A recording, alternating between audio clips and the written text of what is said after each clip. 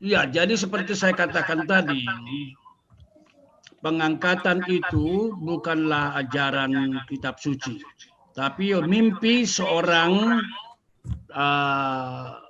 gadis dari Scotland, Glasgow, lalu kemudian dibawa oleh John Darby ke Amerika. Ada gerejanya di sana, Brethren, gereja kecil sebenarnya. Lalu kemudian diperkenalkan kepada Moody Bible Institute oleh Bapak siapa itu? Bapak Moody Bible Institute oleh penginjil Moody begitu. Sampai akhirnya kita tahu makin berkembang, makin berkembang. Tapi dasar Alkitabnya terus terang tidak ada itu. Ya. Tadi saya salah klik kemana pergi.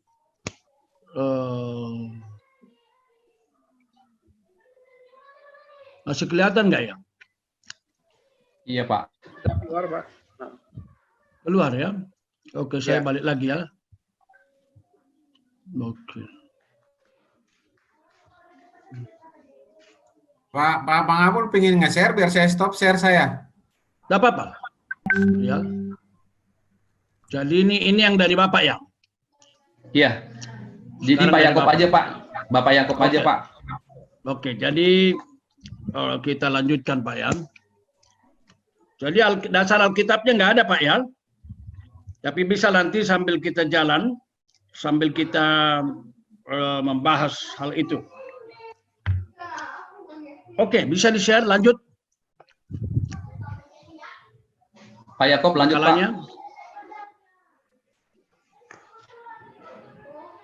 Ya. Ini adalah perkenalan. Lanjut. Lanjut. Ya, lanjut. Ya, ini saya ketua. Lanjut. Buku-buku yang saya tulis. Nah, salah satu adalah ini yang mau kita bahas malam ini. Ya, Kristus pasti datang kembali. Lanjut. Itu juga.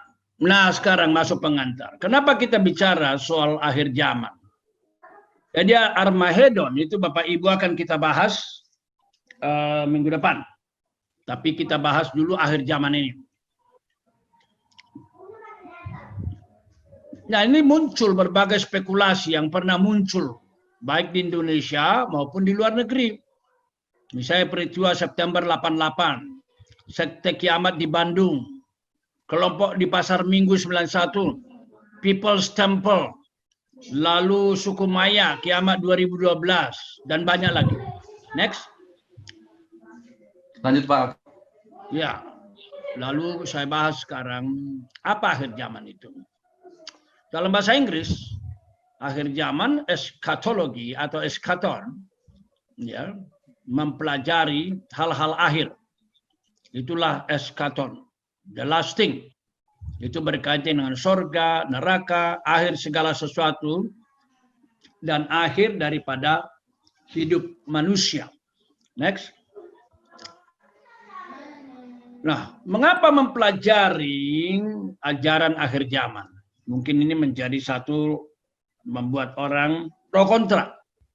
Karena memang dalam kenyataannya, ada orang mengatakan, buat apa belajar akhir zaman? Karena sebenarnya kita belajar atau tidak, kita tidak mempercepat, kita tidak pernah memperlambat.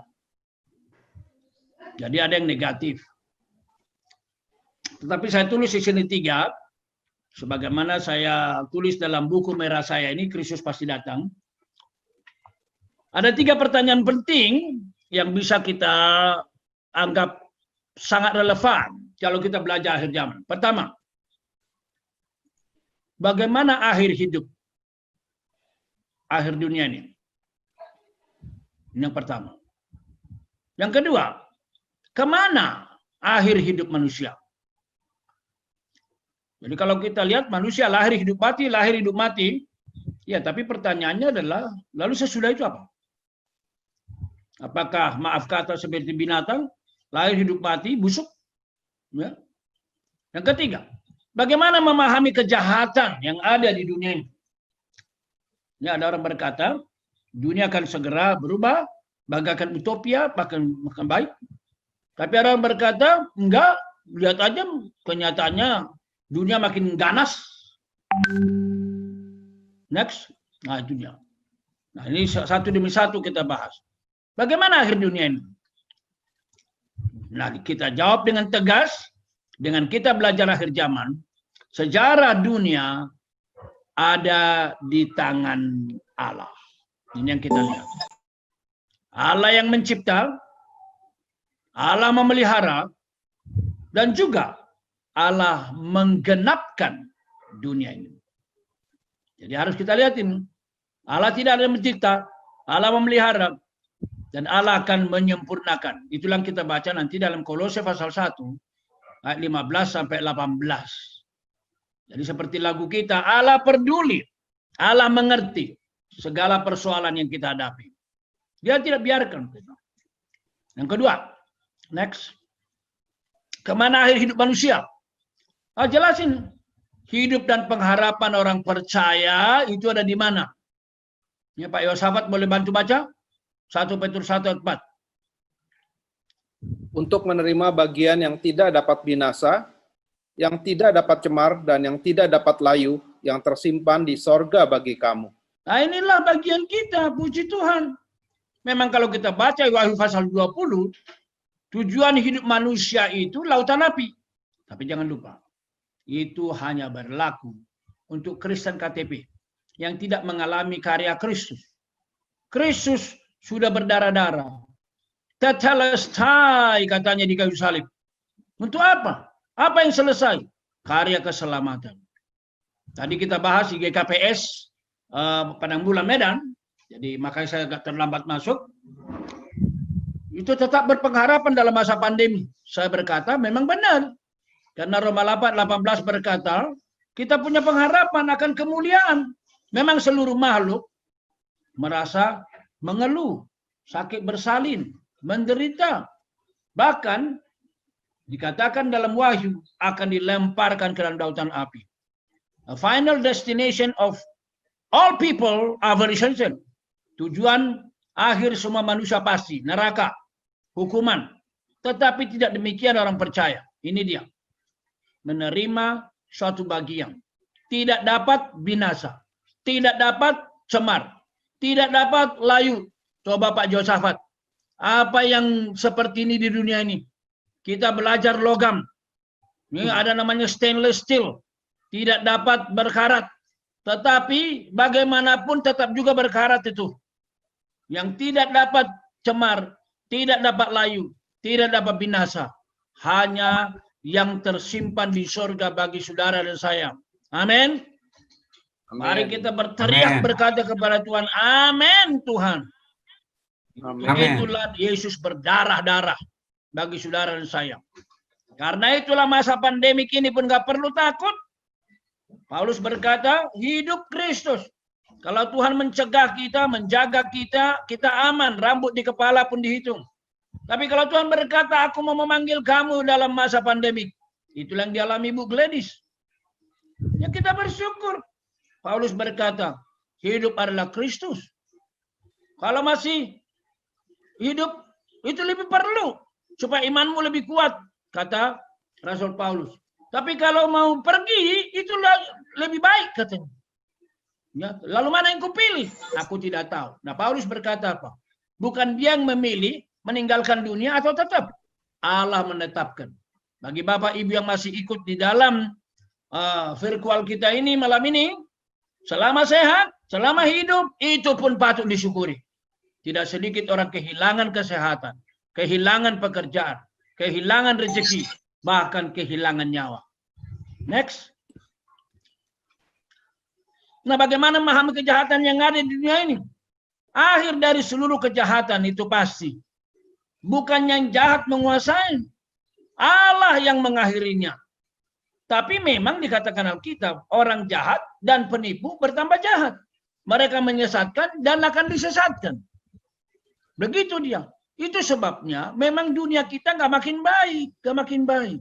Orang berkata, apakah pandemi ini adalah karena dosa? Saya berkata, can be, bisa saja. Karena upah dosa adalah maut. Maka kita menderita. Perjanjian lama seringkali Allah berbicara melalui itulah supaya bangsa Israel umatnya bertobat. Puji Tuhan. Jadi kita memahami kejahatan tidak makin baik.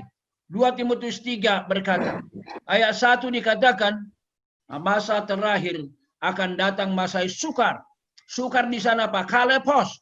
Kalepos itu apa? Mengerikan. Mengerikan itu apa? Menakutkan. Nah sekarang kita merasa mengerikan, menakutkan, tetapi mungkin itu belum akhir.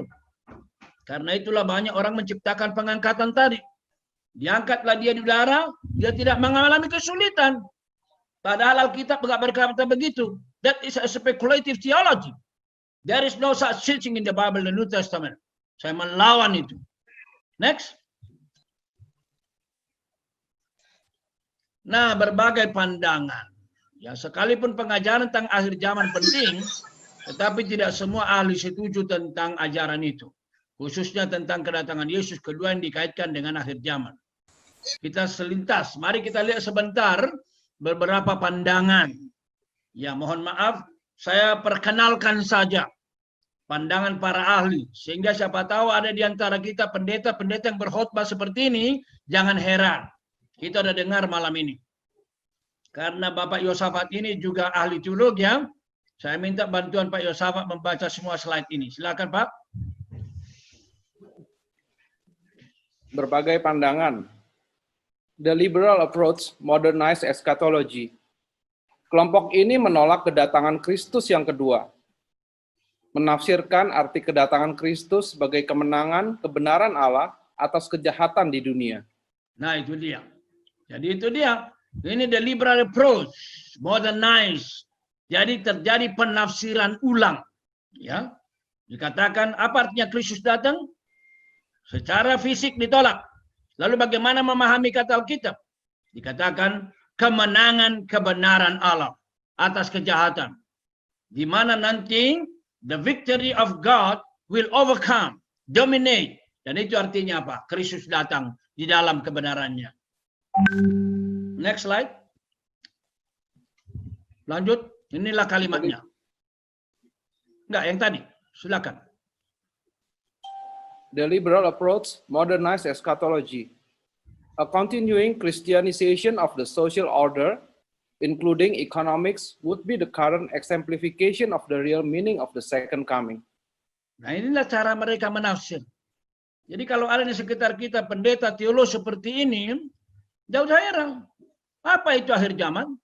Social order, tatanan sosial makin baik. Kehidupan ekonomi makin baik. Itulah yang dimaksud dengan second coming. Next. Albert Schweitzer, The Modernized Eschatology. Schweitzer juga menolak kedatangan Kristus yang kedua. Ini sebenarnya orang ini hebat ini. Ini dokter misi juga ini. Bakti sosialnya kuat ini. Tetapi pemahamannya tentang teologi dia berkata apa? Seperti ini. Tidak ada itu kedatangan Kristus kedua. Matius itu salah memahami Kristus. Schweitzer memahami kedatangan Kristus yang kedua secara etika. Tidak bersifat supranatural. Sesuatu yang sudah dialami. Bukan diharapkan. Gak usah ditunggu-tunggu second coming. Itu yang kedua versi Albert Schweitzer. Next. Syed Dot, silakan Pak Yosafat. Realize eschatology. Oke, C.H. Dot, Realize Eschatology. Dot menegaskan bahwa sebaiknya kita tidak menunggu kerajaan Allah pada waktu yang akan datang, tetapi melihatnya bagaimana hal itu telah digenapi. Hal itu bukan peristiwa yang akan datang, melainkan a timeless eternity, yaitu suatu keadaan inner communion with God. Nah, ini lagi. Jadi kita lihat lagi ini C.H. Dot ini mengatakan apa? Realize. Itu kita tidak menunggu Kristus datang. Tidak ada itu. Itu adalah sebuah kekekalan yang tidak punya dimensi waktu. Suatu keadaan di mana kita mengalami fellowship with eternity. Kekekalan Allah. Nah, itu dia memahaminya. Ya, ini versi yang ketiga. Next slide. Nah, jika para ahli teologi begitu berbeda satu dengan lainnya, lalu bagaimana dengan penegasan Alkitab? Nah ini dia. Alkitab adalah kanon. Ingat seruan sola scriptura, hanya Alkitab. Tapi mohon maaf, Bapak Ibu, tidak sedikit pendeta sekarang menolak ini. Tidak ada itu sola scriptura, katanya. Ini diserukan oleh tokoh reformasi Martin Luther abad 16. Kalau ada Bapak Ibu yang mau baca semacam ringkasan yang penting dari Alkitab, bibliologi, saya sudah menulis buku mengenai superioritas Alkitab. Next slide. Nah, bagaimana pandangan Alkitab? Keempat Injil menegaskan ajaran kedatangan Kristus bersifat personal. Keempat Injil. Ya, you believe it or not, yang jelas Alkitab menulis begitu. Makanya kalau orang berkata Alkitab tidak menulis, saya berkata, you read the wrong Bible. Kalau dia berkata, no, saya Alkitab kita benar, 39 dan 27 PB, lalu saya berkata, kalau Alkitab sama, bisa kemungkinan kedua. Apa itu? You read the Bible wrongly. Itu dia. Jadi, hanya ada dua kemungkinan.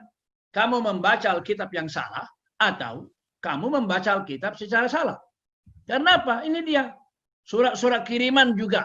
Baik Rasul Petrus, Rasul Yohanes, Yakobus, saudara Tuhan Yesus, mengatakan itu. Nanti akan kita lihat lagi. Silakan.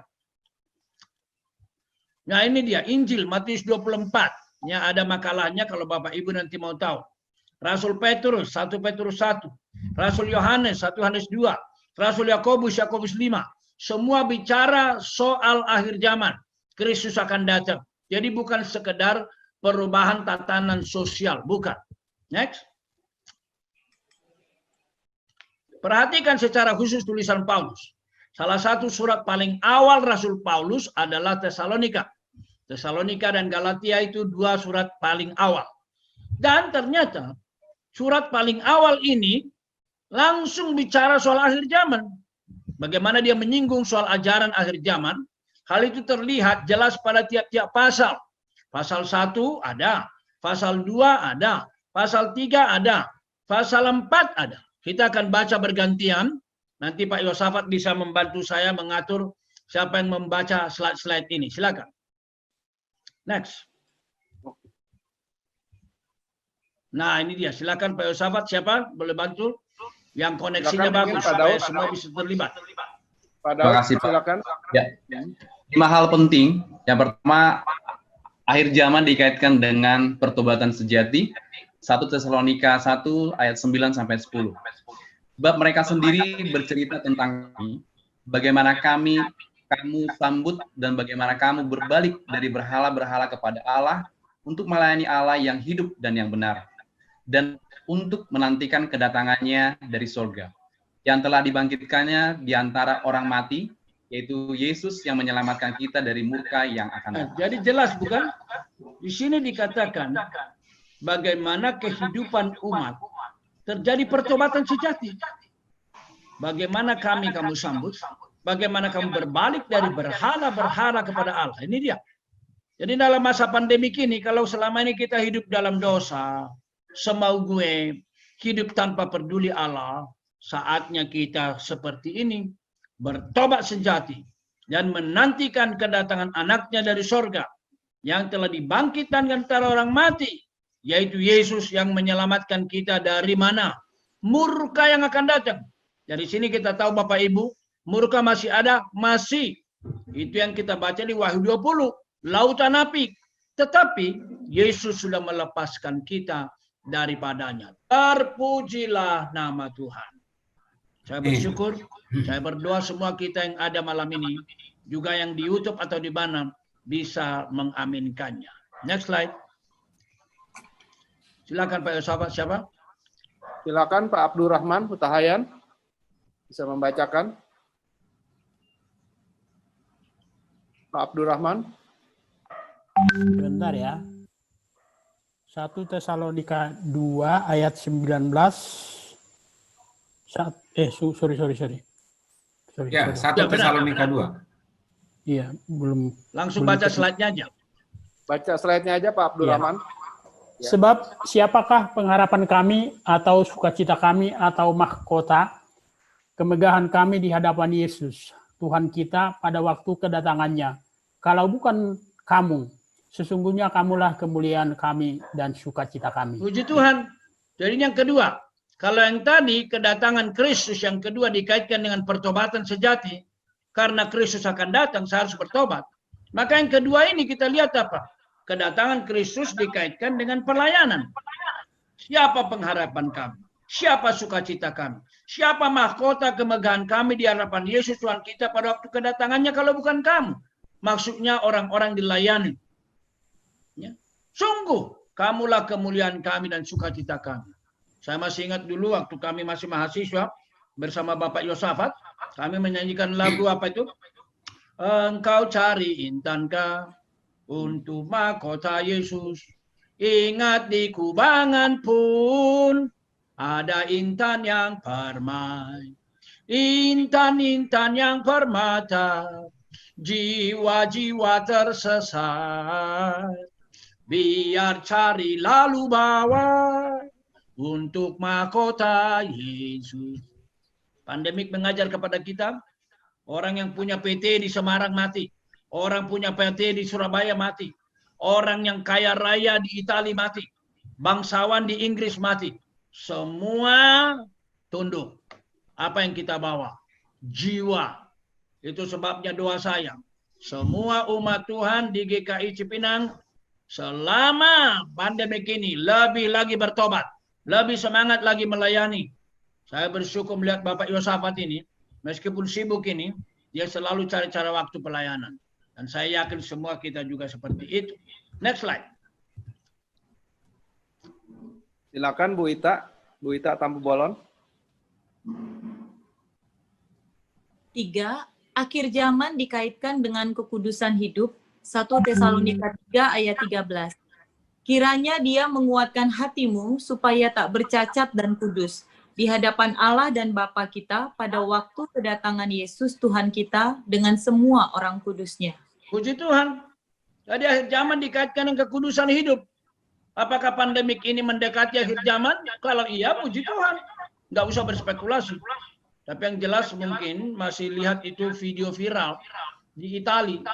Bagaimana di ruang besar, laki-laki sama laki-laki pakai lipstick, pakai apa itu anting, mereka berpelukan, mereka bercumbuan rapat sekali, mungkin ribuan di ruangan itu. Dan itu terjadi sebelum pandemik itu. Sehingga kalau saya melihat peti mayat banyak sekali di Italia, saya ngerti. Mungkin ini salah satu bentuk hukuman itu. Tahun lalu saya ke New York, juga ke San Francisco. Sama, homoseks, lesbian di sana sudah liar. Dan banyak juga peti mayat di sana. Jadi mari kita hidup kudus. Kalau selama ini kita tidak ada ketakutan berdosa, mari kita berdoa seperti Musa. Siapakah yang takut kepada murkamu, kepada amarah gemasmu? Ajar kami dalam hidup kami, menghitung hari-hari kami, sehingga kami beroleh hati yang bijaksana. Puji Tuhan, saudara dan saya masih hidup. Mari kita makin menghayati hidup kudus, hidup melayani. Seperti lalu lagu yang dinyanyikan oleh sering Pak Terawan itu, hidup ini adalah kesempatan. Kesempatan apa? Melayani, hidup kudus. Mari kita tuntaskan target-target firman Tuhan. Nah, yang keempat ini cukup panjang. Silakan. Nah, kebangkitan orang percaya. Ini seringkali dibacakan pada waktu penghiburan. Silakan. Silakan Pak Fuad Wiono.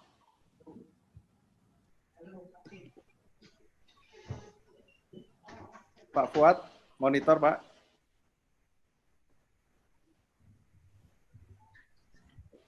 Pak Fuad masih di pada waktu tanda diberi, yaitu pada waktu penghulu malaikat berseru dan sangkakala berbunyi, maka Tuhan sendiri akan turun dari sorga.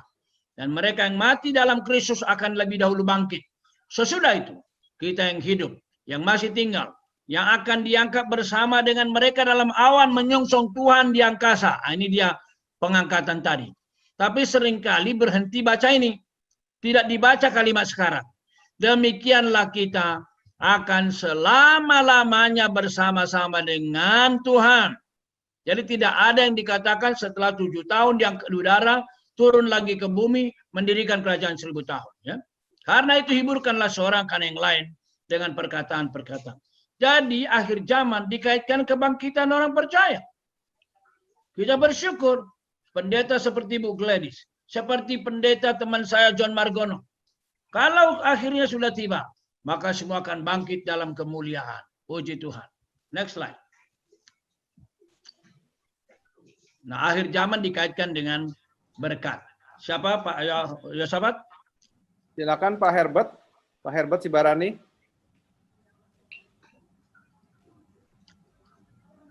Pak Herbert. Berkat 1 Tesalonika 5 ayat 23.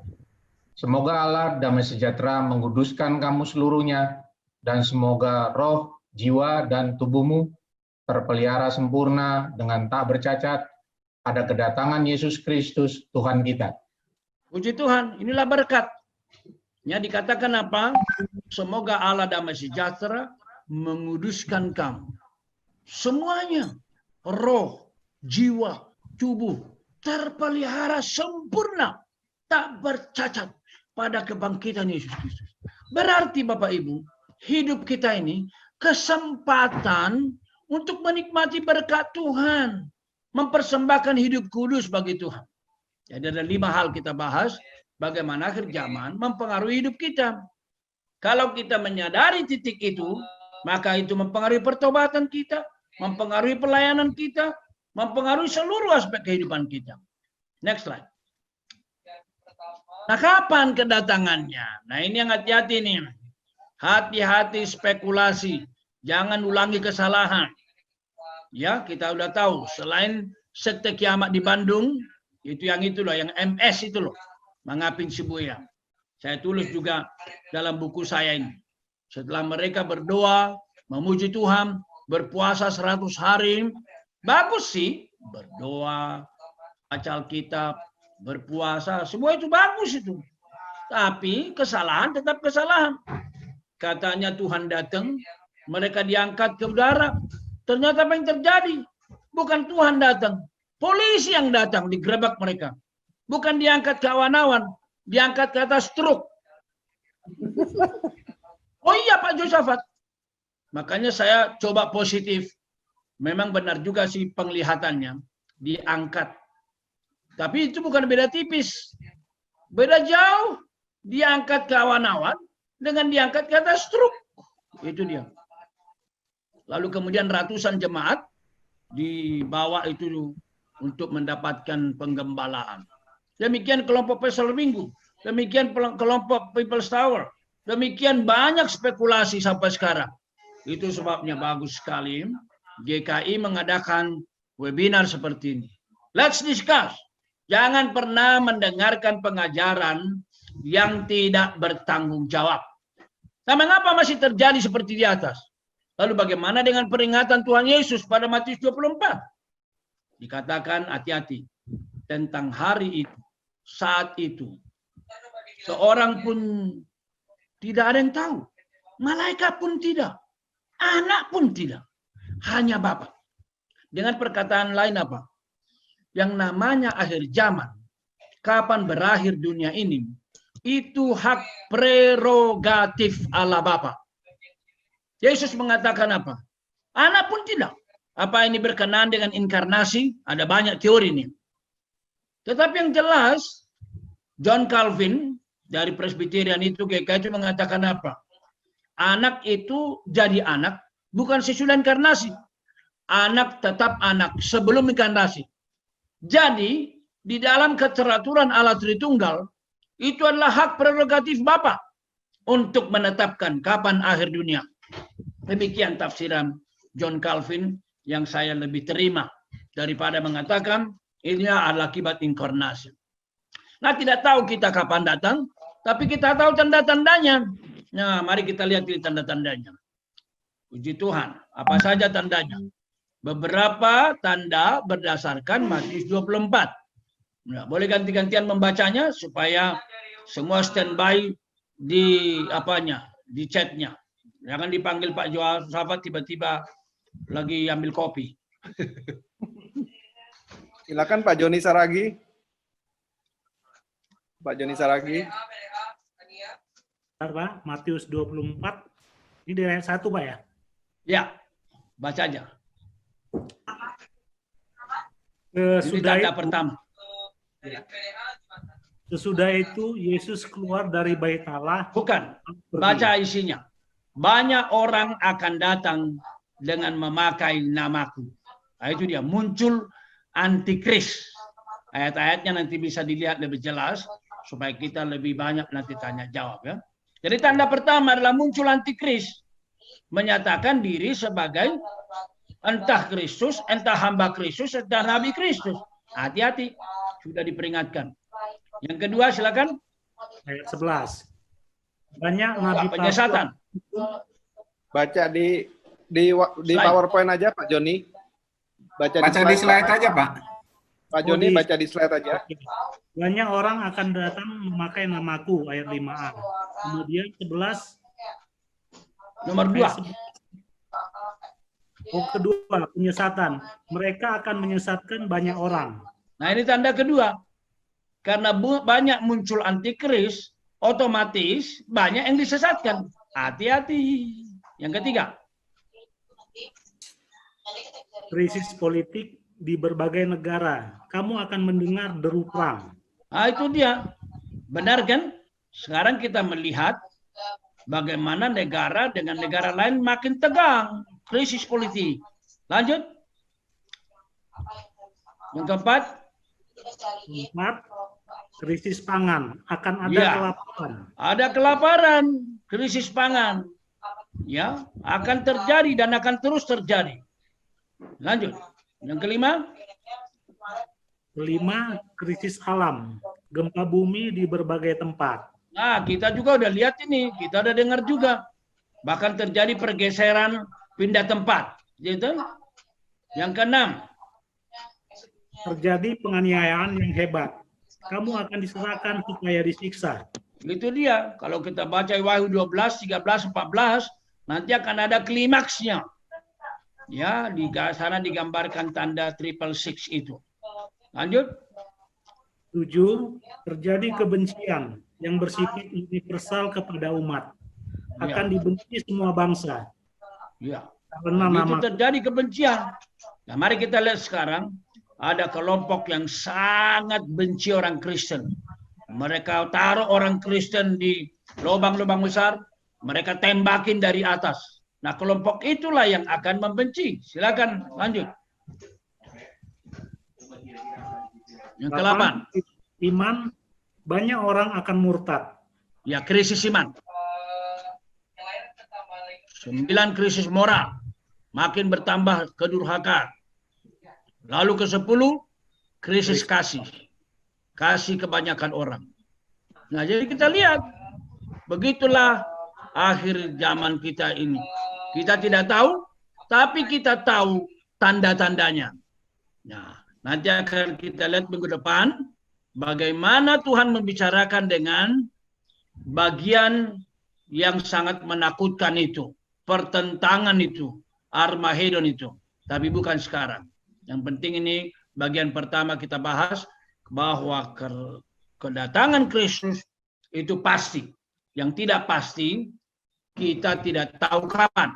Tapi kita tahu tanda-tandanya. Dengan demikian kita makin siap sedia. Demikian Pak Moderator, saya kembalikan kepada moderator atau WL, silakan. Ya, saya Pak Daud, Pak. Ya, silakan Pak Daud. Ya, terima kasih Bapak Mangapul, cukup jelas ya pemaparannya untuk malam hari ini. Bapak Ibu silakan bertanya dan langsung mengetik di kolom chat supaya saya akan bacakan ulang untuk bisa ditanggapi sama Pak Mangapul Sagala. Oke, Bapak Ibu kolom chat boleh dibuka untuk sesi pertanyaan atau diskusi. Ada yang langsung pertama supaya yang pertama dulu tanggapi, yang lanjutnya nanti bisa mengetik di kolom chat. Silakan Bapak Ibu. Ada yang mau bertanya?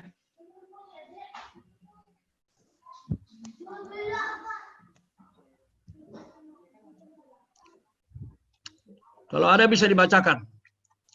Ya. Silakan Bapak Ibu di kolom chat boleh di chat atau langsung aja Bapak Ibu. Boleh, yang mana saja. Yuk silakan Bapak Ibu yang Bertanya, boleh berbagi. Shalom, Pak. Shalom. Kedengeran nggak suara saya? Jelas. Ya. Makasih Pak buat penjelasannya. Hanya saya tadi agak sedikit tidak menerima tentang yang Bapak bilang bahwa kedatangan Tuhan Yesus itu nggak akan ada. Karena saya rapture tentang pengangkatan ya Pak ya. Itu saya baca di Matius 24 ayat 3 sampai 14 itu jelas bahwa Tuhan Yesus itu berkata, aku di Wahyu 16 ayat 15 firman Tuhan bilang, aku datang seperti pencuri gitu ya. Berarti memang Tuhan Yesus menjanjikan akan datang yang kedua kali. Dan di kisah Rasul 1 ayat 11, pada saat Tuhan Yesus diangkat ke surga, pada saat dia setelah bangkit, bertemu dengan menunjukkan diri kepada murid-muridnya, dan dia bertemu dengan murid-muridnya pada saat dia diangkat ke surga, malaikat turun dan berkata kepada mereka, hai orang Galilea, kenapa engkau melihat ke langit? Bukankah Yesus yang naik ke surga itu akan datang kembali dengan cara yang sama? Berarti pada saat murid-muridnya melihat Yesus terangkat ke surga, saya percaya dengan firman ini akan terjadi bahwa Yesus pun datang disaksikan oleh murid-muridnya. Murid-muridnya bukan murid-muridnya yang dulu lagi, tapi murid-muridnya adalah kita yang setia menanti-nantikan kedatangan Yesus itu tadi, Pak. Dan udah? Oke ya, iya, supaya langsung jadi bisa. itu Pak yang saya maksud, Jadi yang Bapak bilang tadi Ibu itu hanya, email ya? iya betul. Nah, Ibu email yang Ibu tanya, rapture atau soal orang percaya dibawa ke surga. Karena itu dua hal yang berbeda. Orang percaya tentu dibawa ke surga, udah pasti. Itulah Matius itu, khotbah akhir zaman Tuhan Yesus, orang percaya akan dibawa ke surga.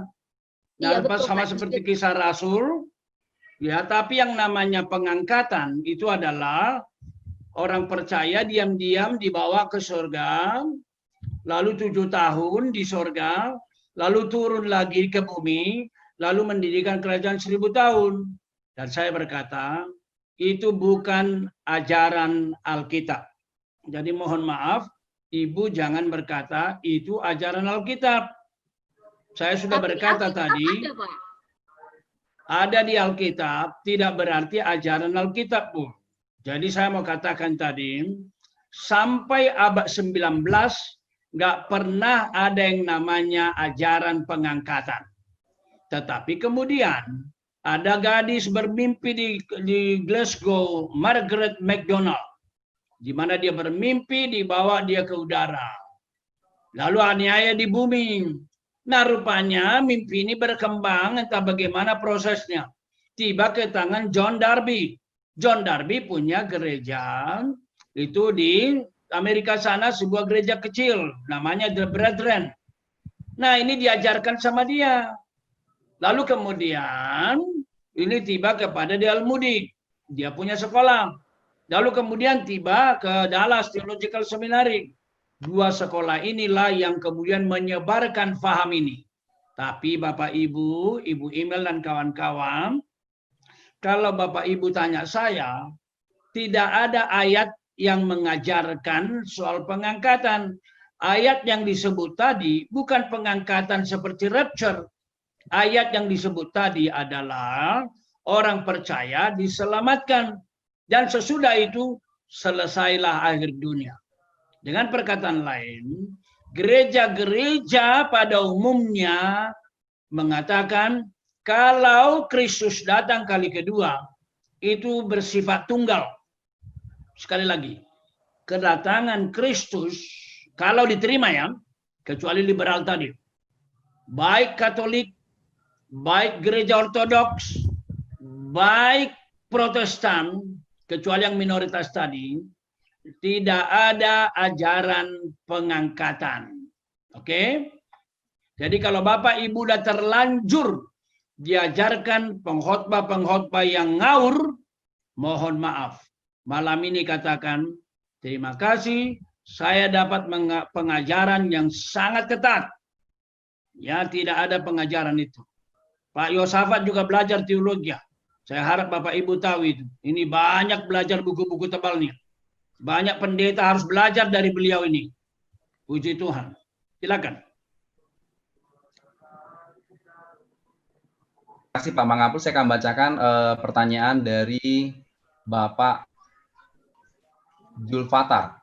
Pertanyaannya demikian Pak Mangapul. Ya. Bagaimana dengan orang yang tidak percaya? Bagaimana dengan nenek moyang yang belum menerima Kristus? Bagaimana dengan orang yang telah meninggal? Di manakah roh mereka berada menunggu akhir zaman? Baik.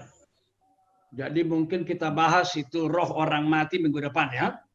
Nah, tapi sekarang bagaimana dengan orang yang nenek moyang kita yang belum pernah mendengar Kristus? Begitu ya tadi ya? Ya toh? Ya, betul. Nah, Alkitab jelas mengatakan setiap orang yang percaya dan menerima diselamatkan. Setiap orang yang menolak binasa. Roma 10. Dengan mulut orang percaya, mengaku dan diselamatkan. Dengan hati orang beriman, dibenarkan. Jadi setiap orang berseru kepada nama Tuhan akan diselamatkan. Makanya penting pemberitaan Injil. Tapi bagaimana dengan orang-orang yang di hutan-hutan nggak pernah dengar Injil? Nah, seringkali pertanyaan ini. Nah, untuk itu kita bisa baca Roma pasal 2 ayat 13 sampai 14. Ya, boleh dibaca di sana. Roma 2 13 14. Ada yang bisa bantu saya, Pak Daud atau siapa? Tahun lamanya lalu melemparkannya. Ya, Bapak Ibu siapa yang bisa baca minta tolong? Roma pasal 2 ayat 13 sampai 14. Iya. Ya, saya baca aja. Karena bukanlah orang mendengar hukum Taurat yang benar di hadapan Allah, tetapi orang yang melakukannya. Ayat 14. Nah, ini poinnya. Apabila bangsa-bangsa lain yang tidak memiliki hukum Taurat oleh dorongan diri sendiri melakukan apa yang dituntut hukum Taurat, maka walaupun mereka tidak memiliki hukum Taurat, mereka menjadi hukum Taurat bagi diri mereka. Dengan itu, mereka menunjukkan bahwa isi hukum Taurat ada tertulis di dalam hati mereka. Nah, perlu digaris bawah ini, bahwa isi hukum Taurat ada tertulis dalam hati mereka. Dan suara mereka turut bersaksi. Pikiran mereka saling menuduh, saling membela. Dengan perkataan lain apa? Tidak ada seorang pun yang bisa melarikan diri dari penghakiman Allah. Orang yang berdosa, mereka tahu Taurat, diadili berdasarkan pengetahuannya. Tapi orang berdosa, mereka tidak pernah Taurat, mereka diadili dengan cara ini. Tuhan tetap punya cara. Jadi jangan kita berspekulasi apa yang terjadi dengan mereka. Yang penting, mari kita beritakan Injil, amanat agung. Karena itu pergilah, pergi ke seluruh dunia, beritakan Injil. Ya, lalu bagaimana mereka di pulau-pulau pedalaman dan lain sebagainya, kita serahkan kepada Tuhan. Yang jelas, kalau mereka dengan Injil menerima, mereka diselamatkan. Itulah sebabnya Pak Yosafat tahu itu, tiap tahun kami mengadakan penginjilan besar-besaran ke desa-desa pedalaman di Sumatera. Karena di sana ada banyak Kristen, tapi Kristen tradisional. Dia masih percaya dukun-dukun, sambil ke gereja, sambil ke dukun, sambil ke gereja, sambil mabok, sambil ke gereja, sambil berjudi, sambil ke gereja. Nah, tidak ada artinya kekristenan. Karena itu saya menghayati kekristenan tanpa hidup baru, dilahirkan kembali, Yohanes pasal 3, 0. Harus hidup baru, dan harus bertumbuh. Dan harus bertumbuh, tunjukkan buahnya. Karena apa? Tuhan berkata, pohon dikenal dari buahnya. Kalau setiap kali dengar khotbah ngantuk, kalau mati pasti masuk neraka itu. Setiap kali dengar khotbah ngantuk. Setiap kali dengar khotbah ngantuk. Ada orang begitu kan? Mana mungkin Roh Kudus? Kalau pernah dengar Bapak Karbas, dia dikatakan menemukan kembali Injil. Karena apa? Ketika dia berkhotbah, orang ngantuk. Dia mengatakan apa? Kalau Injil, kabar baik, Evangelion, seharusnya jemaat mendengar khotbahku semangat. Kenapa mereka ngantuk? Akhirnya apa? Ada istilah rediscovery. of the Evangelion by Barth. Itu dia. Makanya ada istilah dalam teologi, the previous Barth and the later Barth. Karl Barth sebelumnya dan Karl Barth sesudahnya. Artinya apa? Mari kita juga begitu. A previous Josaphat, a later Josaphat. Artinya apa? Sebelum hidup baru, hidupnya duniawi, pikirannya duniawi. Sesudah hidup baru, hidupnya, pikirannya. Sama seperti Kolose. Nah, coba saya minta Pak Josaphat dulu bacain. Kolose pasal 3, saya suka banget ini. Sesudah bangkit bersama dengan Kristus, maka perintahnya adalah apa? Mari kita baca, Pak Josaphat, mohon bantuannya. Ayatnya yang pertama sampai dengan ayatnya yang ketiga. Kolose 3 ayat 1 sampai 3. Karena itu, kalau kamu dibangkitkan bersama dengan Kristus, carilah perkara yang di atas, di mana Kristus ada duduk di sebelah kanan Allah. Pikirkanlah perkara yang di atas, bukan yang di bumi. Sebab kamu telah mati, dan hidupmu tersembunyi bersama dengan Kristus di dalam Allah. Luar biasa bukan? Dalam bahasa Yunani, kata carilah dan pikirkanlah itu bicara soal present imperative, continuous. Carilah terus menerus perkara yang di atas. Pikirkanlah terus menerus yang di atas. Kalau dia dipimpin oleh roh kedagingan duniawi, berlaku lagu sekolah minggu. Apa yang dicari orang? Uang. Apa yang dicari orang? Uang. Apa yang dicari orang pagi, siang, petang, malam? Uang, uang, uang. Nah, itu ngeledek lagunya ya. Tapi kalau udah dalam Tuhan, itu yang dikatakan. Siapa yang dicari Tuhan? Saya. Siapa yang dicari Tuhan? Saya. Siapa yang dicari Tuhan pagi, siang, petang, malam? Saya. Orang yang berdosa. Puji Tuhan. Kalau Bapak Ibu begitu bangun sampai malam, yang dipikirannya adalah Injil, keselamatan, menjadi berkat bagi sesama, memuliakan Tuhan, itu bukti Roh Kudus dalam hidupmu. Tetapi begitu bangun sampai tidur, gak pernah ingat Tuhan, selalu ingat diri sendiri, maka sudah pasti itu adalah kedagingan. Karena apa? Mereka yang hidup dalam daging, memikirkan dari daging. Mereka yang hidup dalam roh, memikirkan dari roh. Gimana Pak Daud? Saya sudah jawab ya? Ya, terima kasih Pak. Buat Bapak Ibu yang inginkan bahan dari Pak Mangapul, boleh nanti menjepri kami. Saya akan sharekan nanti nomor telepon kami pengurus Komisi Dewasa. Saya lanjut dulu ya Bapak Ibu. Hanya yang ikut ya Pak Daud ya? Ya, pertanyaan berikutnya dari Bu Retno. Kepada yang ikut. Habis itu nanti langsung di-delete. Itu ada. Iya, Pak. Baik Pak. Silakan, Pak. Saya lanjut dulu ya Pak. Ini pertanyaan dari Bu Retno. Demikian Pak. Apa yang dimaksud dengan 1 Tesalonika 17 ketika dikatakan akan diangkat bersama dengan mereka dalam awan menyongsong Tuhan di angkasa? Yang saya pahami, bukan diangkat lalu balik lagi ke dunia mendirikan kerajaan, tetapi diangkat untuk bersama-sama dengan Tuhan selamanya. Untuk balik lagi malah nggak ada dalam pemahaman saya. Mungkin boleh dijelaskan Pak, maksud dari 1 Tesalonika 17 ini? Nggak perlu dijelaskan, karena sama kita Bu Retno. Saya juga memahami itu. Itu sebabnya para ahli, ya saya baca ya, dalam buku saya ini, ada juga saya tulis tentang pengangkatan. Sebentar, mohon maaf ya. Itu halaman 65. Jadi sini para ahli, saya lihat pandangannya. Misalnya, G. Elet, itu ahli perjanjian baru. Berkaitan dengan 1 Tesalonika 4:17, dia berkata, saya kutip, "It is very difficult to find a secret coming of Christ in these verses." Jadi bukan kedatangan Kristus rahasia, ini publik. Karena apa? Di sana ada trompet, bunyi nafiri, maka semua orang percaya dikumpulkan dari berbagai penjuru. Jadi bukan secret coming. Ya, itu yang dikatakan oleh G. Elet.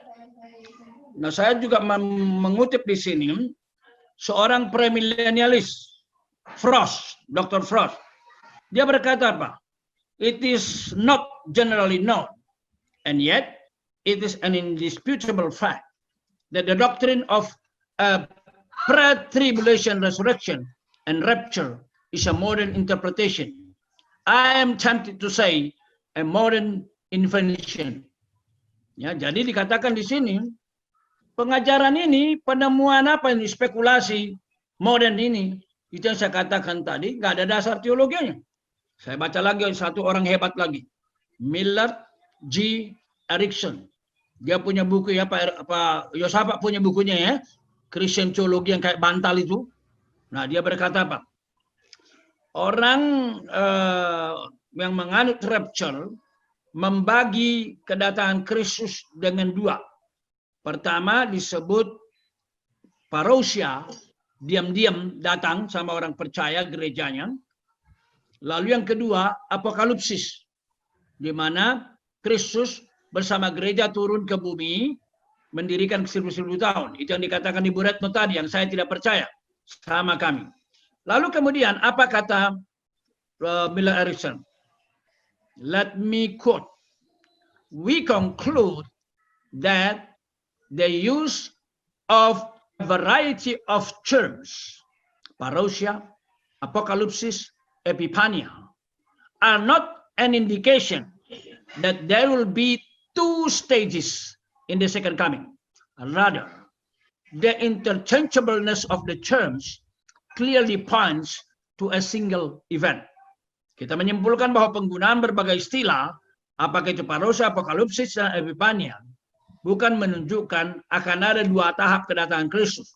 Tetapi istilah-istilah dipergunakan saling bergantian secara jelas menunjuk kepada peristiwa tunggal. Jadi ini beberapa ahli saya baca, sehingga Bapak Ibu bisa yakin semua yang mengajarkan pengangkatan, seperti Bu Retno katakan tadi, that is not according to the solid teaching of the Bible. Ibu Retno begitu dong ya? Ya, terima kasih Pak Mangapul, cukup jelas ya. Berikutnya ini pertanyaannya Pak dari Ibu Rondang Nababan. Bagaimana kita sebagai anak Tuhan untuk mempersiapkan diri jelang akhir zaman? Oke. Bagaimana kita mempersiapkan diri? Dalam Matius 24 itu dikatakan, ya. Jadi kalau kita baca, saya juga tulis dalam buku saya ini, sikap yang benar dalam menghadapi akhir zaman, karena pasti dia akan datang. Nanti akan kita bahas ini ya. Yang pertama dikatakan berjaga-jaga. Ya kan Matius 24. Karena itu berjaga-jagalah karena kamu tidak tahu. Sebab sebagaimana mereka pada zaman sebelum air bah, ya, mereka makan, mereka minum, kawin, mengawinkan, sampai kepada hari Nuh masuk dalam bahtera. Mereka tidak tahu akan sesuatu. Demikian pula halnya kelak pada kedatangan anak manusia. Matius 24 ayat 38, 39. Berjaga-jaga. Yang kedua, bekerja dengan setia. Ibu rumah tangga, lakukan tugas. Bapak, lakukan tugas. Work from home, work from home. Work from office, work from office. Berdoa supaya Tuhan jaga. Kalau ada kendaraan pribadi, gunakan itu. Kalau terpaksa kendaraan umum, pakai protokol yang ketat. Pakai masker, pakai face shield. Gak boleh mencobai Tuhan Allah. Karena kalau terjadi apa-apa, ini bukan rugi 1 juta, 2 juta, 10 juta. Nyawa melayang. Makanya saya berkali-kali bilang, orang Batak, kalau nikah, nikah aja. Gak usah bicara adat-adat itu. Mampus nanti kau. Apa yang terjadi? Mungkin tahu itu, si Tanggang itu, Boru si Tanggang itu, yang menikahkan putrinya, dia langsung mati. Lalu sekarang putrinya masih di rumah sakit itu. Bapak Ibu tahu, ketika saya tahu dia meninggal, saya sedihnya bukan main. Pak Yosafat, itu ponakan saya. Neneknya dia sama mamaku, kakak adik. Itu sebabnya waktu kami tetangga di Rawasari, dia sering gendong-gendong anakku si Billy. Sekarang pun saya sedih mendengarnya. Padahal sebenarnya adatnya itu sederhana, singkat. Dari gereja itu, HKBP Getsemani itu, langsung di ruang serbaguna. Tapi yang namanya COVID, Hah? Kalau kena, kena aja. Itu sebabnya saya berkata, sikap yang benar, hindari. Makanya Bapak Ahmad Jurianto, mulutnya udah berbusa itu. Bolak-balik bilang, sama nasihatnya. Cuci tangan, pakai masker, jaga jarak. Cuci tangan, pakai masker, jaga jarak. Pak Gilbert bilang apa? Masa kita disuruh cuci tangan sekolah minggu itu? Nah, ini aneh-aneh memang. Makanya hati-hati kita ini.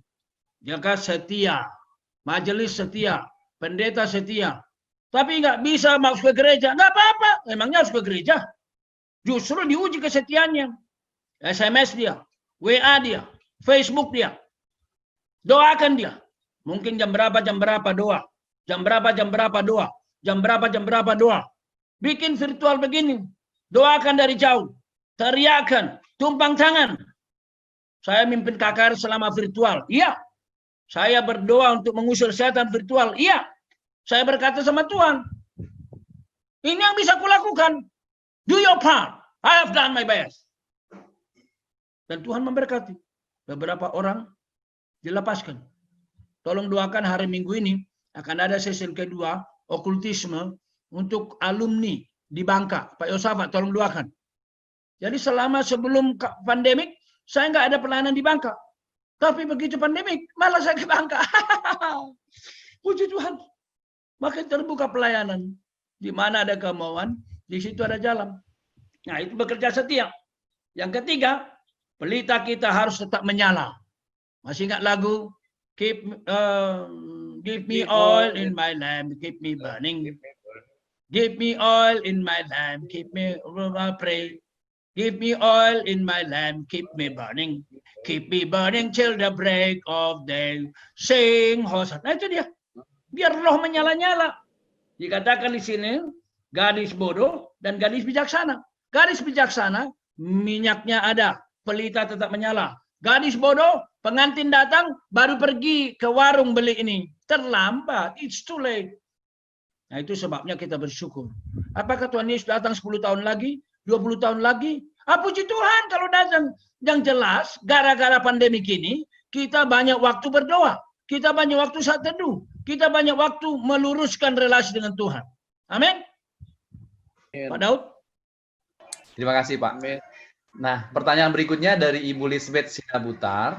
Jika orang percaya meninggal sebelum akhir zaman, apakah langsung bertemu Yesus? Mohon dijelaskan, Itu Pak.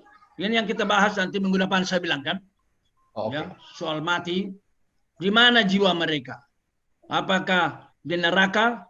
Apakah persiapan? Apakah di api penyucian? Kita bahas minggu depan. Agak sabar dulu ya. Ya. Terima kasih, Pak. Kepada Ibu Email, nanti kelanjutannya boleh diskusi pribadi ya, Bu.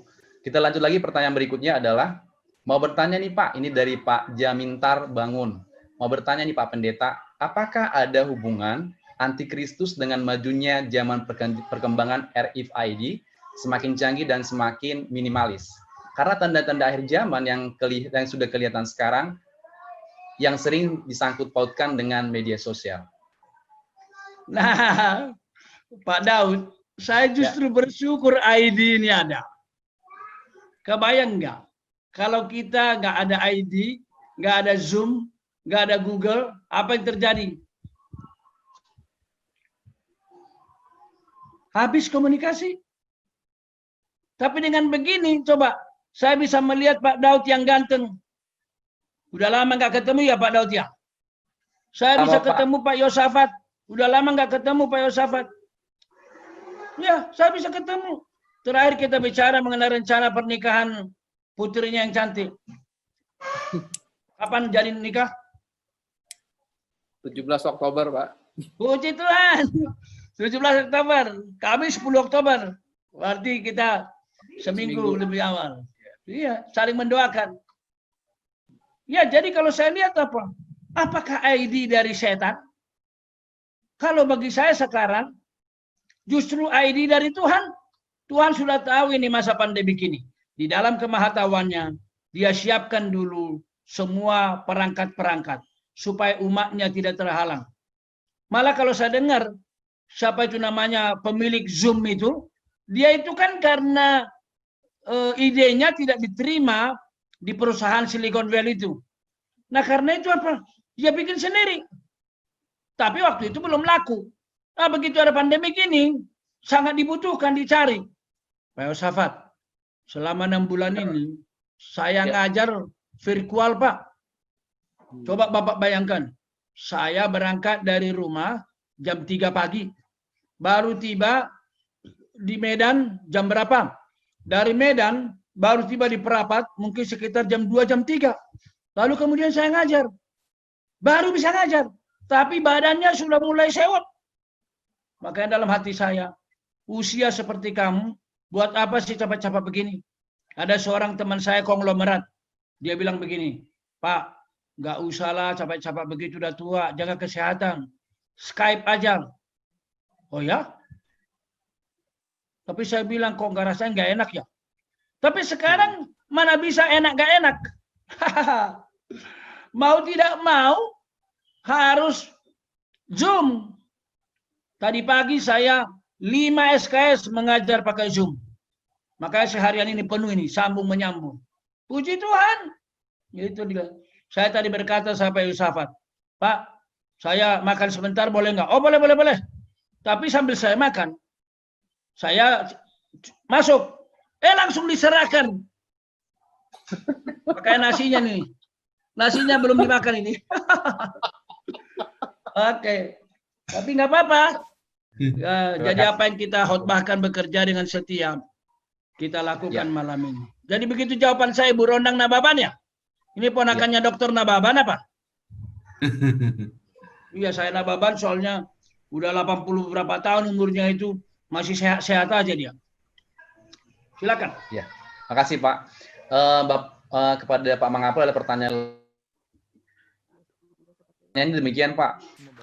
Jika boleh bertanya, pasti boleh bertanya ini Pak ya. Pasti bagaimana korelasi pernyataan Tuhan Yesus bahwa dia tidak tahu tentang kapan dunia ini akan berlalu, tetapi Sang Bapa tahu dalam relasi Trinitas?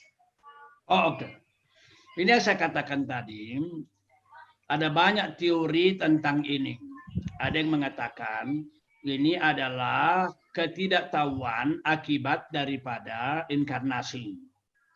Tapi kalau dia kembali kepada semula, dia tahu. Apakah menganut itu? Kalau tidak salah, Pak Stephen Tong menganut itu. Tapi ada juga yang mengatakan ini bukan karena inkarnasi. Memang soal hari itu rupanya adalah hak prerogatif Bapa. Jangan lupa dalam Tritunggal, Bapa punya kemauan, Anak punya kemauan, Roh Kudus punya kemauan. Kita kan tidak menganut bahwa Tritunggal hanya ada satu kemauannya, hanya satu rohnya, kan enggak? Bukan. Jadi di dalam kekekalan Orde Tritunggal yang maha suci, yang maha mulia, rupanya soal akhir zaman itu hanya milik oknum pertama. Oknum kedua tidak, oknum ketiga tidak. Dan itu sebagai anak Bapa, dia anak bahkan sebelum inkarnasi. Sesudah inkarnasi tetap anak. Nah, saya menganut pandangan itu.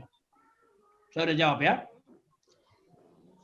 Ya, terima kasih ya Pak. Silakan. Bapak Ibu cukup banyak pertanyaan yang masuk ke kita, waktu kita sangat terbatas. Saya langsung dulu ke Ibu Deborah deh, yang langsung bertanya kepada Ibu Deborah Margaret. Boleh langsung bertanya Bu, silakan. Baik, selamat malam. Terima kasih Pak. Pak Mangapul, ini saya membaca dari Wahyu 20. Jadi kerajaan 1000 tahun. Jadi kan di sini dikatakan bahwa malaikat turun memegang anak kunci, kemudian dia akan menangkap ulat tua iblis mengikat selama 1000 tahun. Lalu dia akan dilemparkan ke jurang maut dan dimaterai jurang maut itu sehingga selama 1000 tahun dia tidak bisa keluar. Nah, jadi pada waktu itu terjadi, Tuhan Yesus memerintah di tahta bersama dengan orang-orang yang duduk di atasnya yang bisa menghakimi, yaitu adalah orang-orang yang memegang terus kesaksian Kristus walaupun kepalanya dipenggal, artinya martir ya Pak ya, yang tidak menyembah binatang itu, ya, dan tidak menerima tandanya pada dahi dan tangan mereka. Kemudian sesudah tetapi orang-orang yang mati, ini orang-orang yang mati juga ya Pak, Nah, orang-orang yang mati yang tidak seperti itu, mereka tidak mengalami kebangkitan. Mereka tidak mengalami kebangkitan di sini kan dikatakan. Kemudian di ayat 7, sesudah selesai masa 1000 tahun. Nah, dan saya melihat ketika masa 1000 tahun iblis di hukum itu pasti keadaannya damai karena yang memerintah adalah Kristus dan anak-anaknya yang baik ya, yang memegang kesaksian Kristus. Jadi selama 1000 tahun itu kita bisa melihat gitu ya bahwa Tuhan Yesus sendiri yang memerintah sehingga kita bisa belajar hukum-hukumnya dan luar biasa. Hati kita pasti juga diajari dengan luar biasa oleh Tuhan. Tetapi di ayat 7 Wahyu 20, sesudah masa 1000 tahun itu iblis dilepaskan dari penjara dan dia akan menyesatkan bangsa-bangsa pada keempat penjuru bumi Gog dan Magog. Saya melihat nih luar biasa sekali ketika kita sudah mengerti banyak kebenaran firman Tuhan bersama-sama dengan Tuhan, tiba-tiba disesatkan lagi gitu. Di sini kemungkinan kita bisa ngeri ya, keadaan yang ngeri dan sebenarnya kita bisa down lagi, bisa jatuh lagi ya Pak ya. Nah di sini saya melihat bahwa sesudah itu iblis akan dilemparkan lagi ya, dia cuma dilepaskan sebentar aja untuk menyesatkan kita, kemudian dia akan dilemparkan ke dalam belerang gitu. Nah kemudian Tuhan datang dan menghakimi orang-orang yang mati. Orang-orang yang mati yang sebelum pada waktu itu dia akan dihakimi dan dilihat perbuatannya gitu. Menurut kitab selain yang dipenggal kepalanya yang martir itu ya Pak, dia akan dihakimi lewat kitab kehidupan.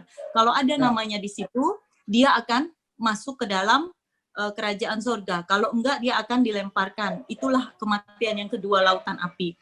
Nah, saya bertanya di sini tidak diceritakan mengenai orang-orang yang masih hidup pada masa itu. Orang-orang yang masih hidup itu bagaimana Pak? Apakah dia langsung turut memerintah bersama dengan Tuhan kalau memang dia bisa kuat? Terus kalau misalnya dia disesatkan oleh iblis, bagaimana? Saya belum terlalu menangkap sampai ke situ Pak. Terima kasih Pak. Oke. Makasih Bu Margaret. Ya. Jangan dulu ditutup mic-nya. Jadi masalahnya gini Bu, yang membaca ayat itu bukan hanya Ibu, tapi teolog-teolog besar membaca itu. Saya sendiri udah baca itu ratusan kali. Tapi bagaimana memahaminya itu yang penting. Nah berarti Ibu menganut itu kerajaan 1000 tahun ya? Sebenarnya saya membaca dari firman ini aja Pak. Ketika saya baca, berarti ketika iblis sesuai dengan firman ini 1000 tahun itu kan masa yang indah berarti gitu di bumi itu. Ini kan sekarang saya tanya, bumi yang lama. Jawab aja singkat-singkat. Berarti yang Ibu baca ini, Ibu menganut ini kerajaan 1000 tahun di bumi nanti. Saya nanti tetap kedatangan Tuhan. Sesudah itu Jadi, di bawah sesudah itu kerajaan 1000 tahun. Enggak, sesudah itu kan ada langit yang baru. Jadi dan itu bumi dia. yang baru. Jadi Bu Margaret, kalau Ibu mau belajar malam ini, mau beritahu, Wahyu 20 ayat 4 itu satu-satunya ayat di Alkitab yang mengatakan kerajaan 1000 tahun. Hanya satu. Nah, bisakah kita membangun doktrin kita berdasarkan satu ayat? Oke, masalahnya bukan satu ayat, tapi dia kitab Wahyu. Ini nih kitab Wahyu. Nanti Bapak Ibu kalau mau baca saya diskusikan mengenai 4 pandangan. Amilenium, premilenium, dispensasional, dan postmilenium. Saya mendiskusikan panjang lebar. Dan itu semua ahli-ahli teologi. Dan orang-orang yang setia kepada Alkitab. Ibu Margaret, Deborah, sekali lagi, orang-orang yang setia kepada Alkitab. Seperti Profesor Leon Morris, seperti Profesor Donald Guthrie, yang punya buku kayak setebal bantal itu. Mereka tidak melihat ini sebagai kerajaan 1000 tahun di bumi. So how then we interpret the scripture? Bagaimana kita menafsir? Nah, tolong Bapak Ibu dengar baik-baik. Jangan pernah berkata, tapi ini ada di Alkitab. Saya ulangi. Jangan pernah berkata, ini Alkitab, ini firman Tuhan. Saya mau katakan, bidat sepanjang sejarah gereja berkata begitu. Ada di Alkitab, tapi bagaimana ngertinya? Saya izinkan saya. salah satu pengajaran yang kalian mesti waspadai adalah apa? Yosua Tiu. Pengajarannya kacau balau. Itu seperti ajaran bidat. Dan dia berkata apa? Saya sudah baca Alkitab. Saya sudah baca Alkitab bolak-balik dari Kejadian sampai Wahyu, Kejadian sampai pegangan saya Alkitab. Bukan ahli teologi, bukan para bapak-bapak gereja. Nah, ini gila. Bahasa Jermannya ritik, R-I-N-T-I-K, ritik, gila, sedeng. Jangan lupa Ibu Deborah, orang gila juga banyak baca Alkitab. Makanya orang Batak bilang, Nabi Belu tuh, kau baca Alkitab kebanyakan, tapi kau pelarian. Itu sebabnya, jangan pernah berkata, ini dari Alkitab. Itu tadi pengangkatan. Di sana, Pak Yosafat, pernah baca itu Scofield Bible itu? Ya. Itu kan Alkitabnya orang dispensasional kan? Ya, betul. Nah karena itu, orang awam Pak Yosafat, yang datang ke toko buku, lalu dibeli Alkitab versi Scofield version, mereka bilang apa? Aha, you can see Jesus predicts the rapture. Matius 24 tadi. Dan mereka berkata, lihat, Yesus yang ngomong, bukan tafsiran. Jesus. Tapi saya berkata, sorry Bu, saya tinggalkan insinyur. Saya seniornya Pak Yosafat. Sama-sama metalurgi kan. Sama-sama ngumpulin duit kerjakan. Kalau kami kerja metalurgi. 10 tahun saya lebih senior dari Pak Yosafat. Jadi kalau Pak Yosafat hartanya sekarang 20 M, seharusnya harta saya 200 M. 10 tahun lebih tua. Tapi itu lebih mahal Injil itu, Bu. Saya tinggalkan. Tak 1 sen pun saya makan sebagai insinyur metalurgi. Adik sayangku Yosafat tahu itu. Demi Injil, demi kebenaran. Saya pelajari kebenaran. Sampai ke negeri Cina, kata Pak Muhammad. Saya belajar di Trinity College. Saya research di Cambridge. Saya di church di Roma. Apa hasilnya? Ini dia. Kalau saya mengajar tidak perlu lihat kiri kanan. Saya belajar dan belajar. Jadi kembali, Wahyu 20 itu apa? Oleh para penafsir yang setia, mereka bilang apa? Itu 1000 tahun, sebagaimana Alkitab, memang banyak simbol. Misalnya, aku melihat ke-7 roh Allah pergi ke seluruh dunia. Ibu Margaret, Deborah, apakah roh Allah ada 7?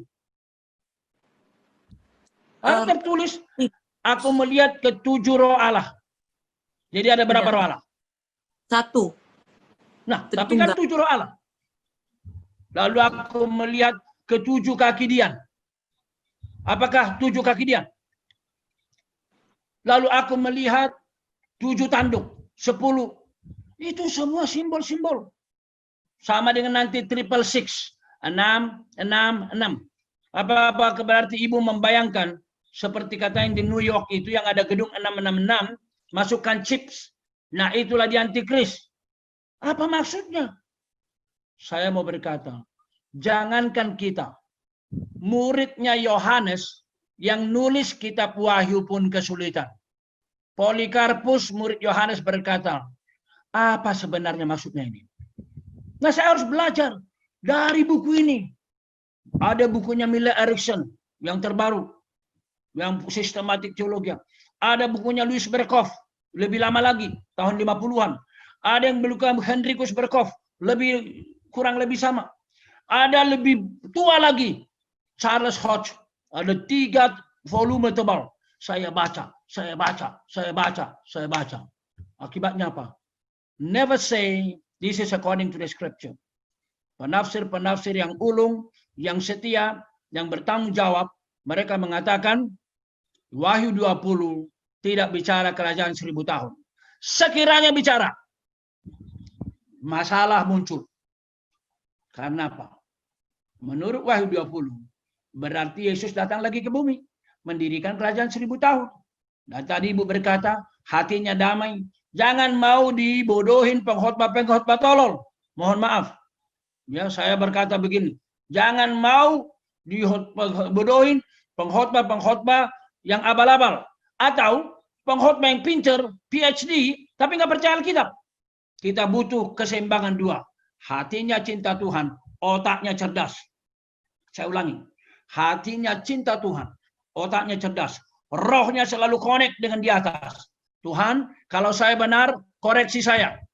Teguhkan saya. Kalau saya salah, gelisahkan saya.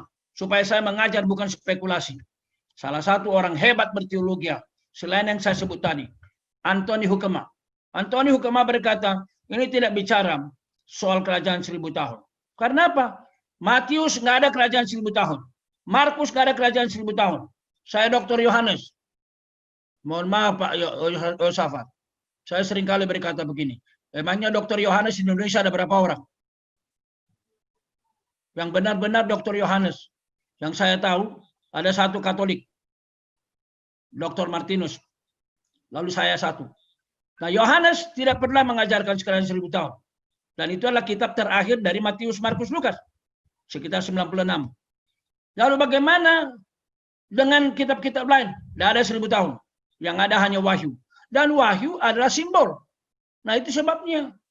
Sekiranya itu jelas, ajarannya bentur dengan yang lain.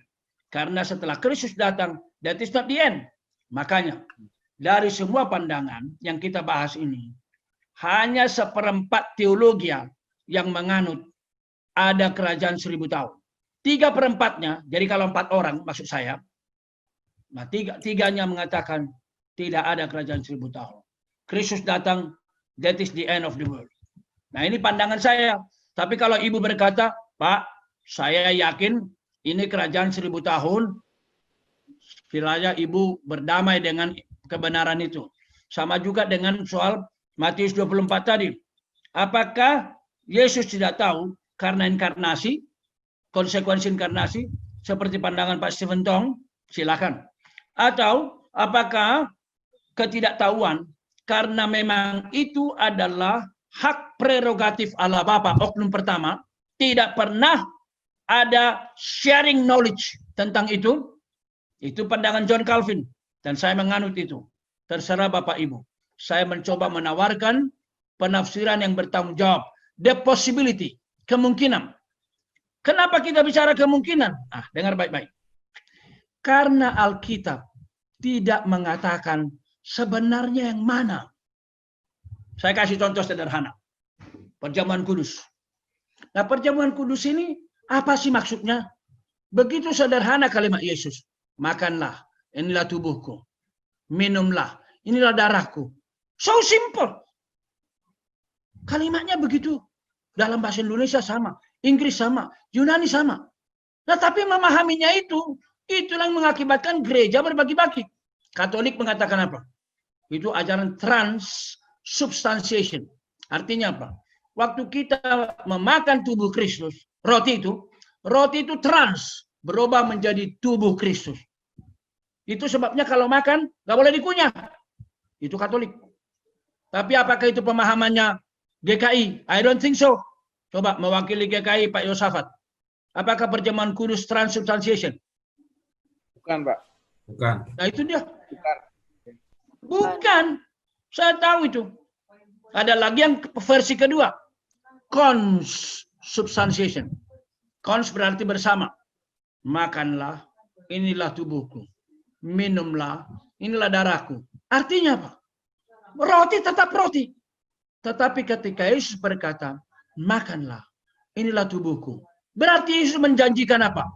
Ketika kita makan roti, tubuhnya ikut. Ketika kita minum anggur, darahnya ikut.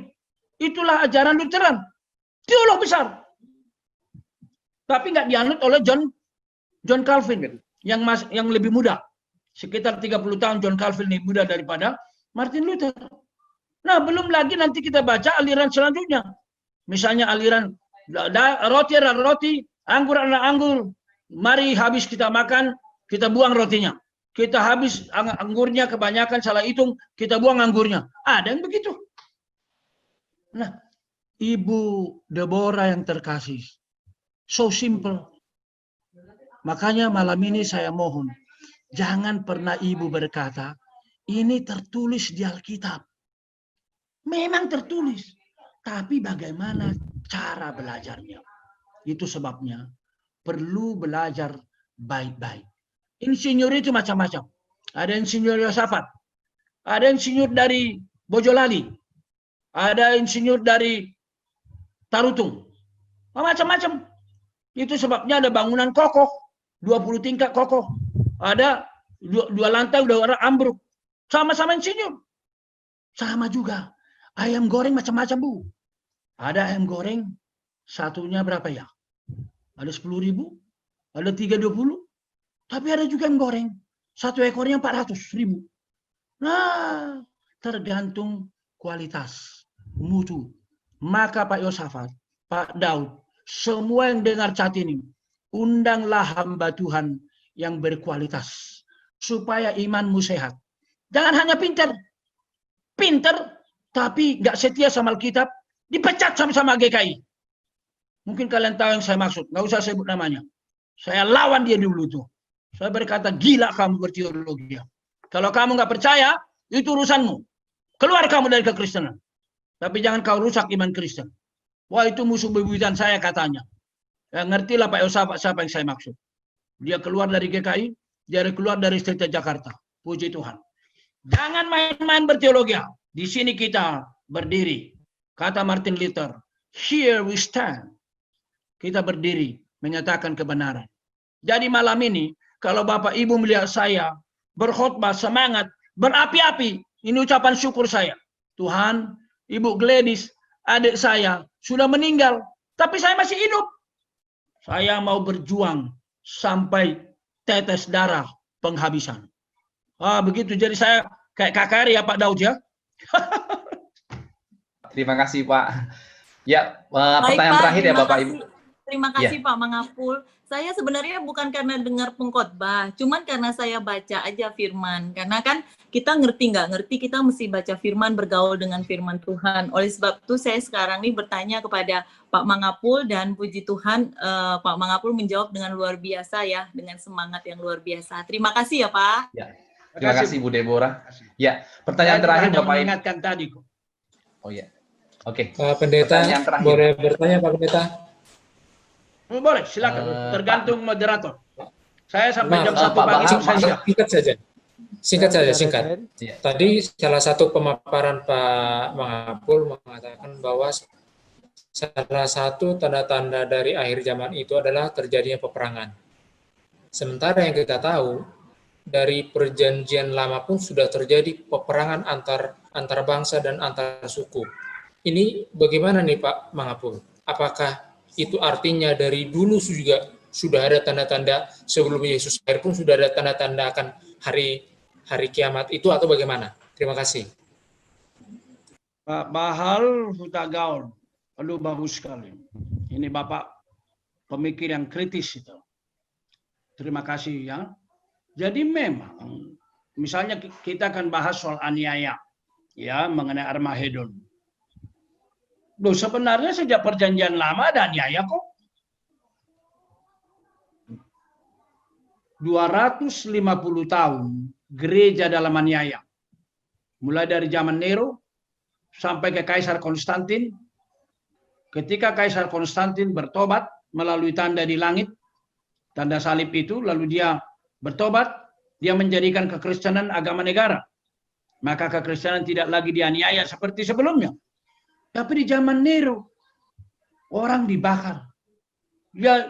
Diocletian, Antiochus Epiphanes, wah itu semua itu dijadikan orang Kristen obor di malam hari.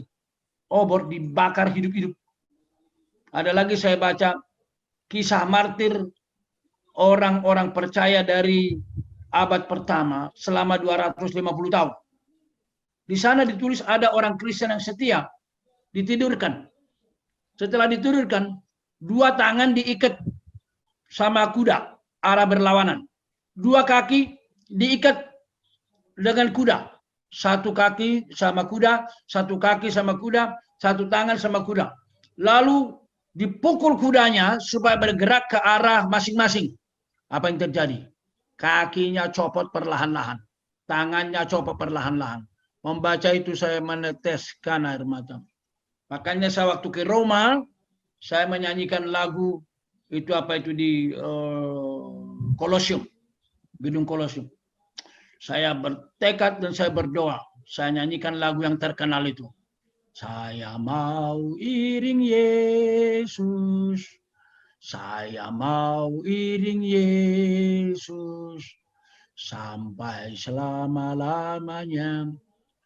Meskipun saya susah, menderita dalam dunia, saya mau iring Yesus sampai selama-lamanya. Makanya Pak Bahal pertanyaannya bagus. Nah, tapi kalau kita baca memang, baik Matius 25 tadi, ada bentuk penderitaan dan aniaya yang boleh kita sebut klimaks. Nah, disitulah bedanya. Saya baca ya. Matius 24, ayatnya 21 sampai 22. Atau boleh Pak Bahala aja yang baca. Ya, Matius 24, ayat 21 dan 22. Silakan Pak Bahal. Bentar, Pak. Ya, nggak apa-apa. Kita tunggu saja.